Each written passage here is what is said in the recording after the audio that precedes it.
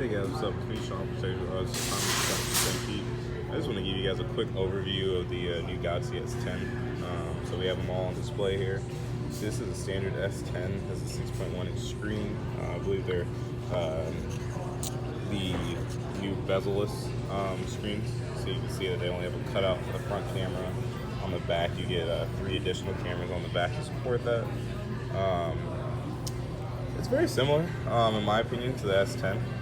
Not too much of a difference here as far as the feature. You know, so USB-C. Now you have the ability to wirelessly charge your buddy's phone off of your phone, as well as you also have built-in in-display fingerprint sensor on the S10 and the S10 Plus.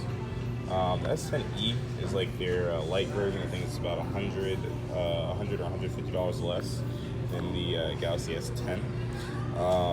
And it's also a little bit of a smaller display. It's a 5.8 inch screen. You guys can see that.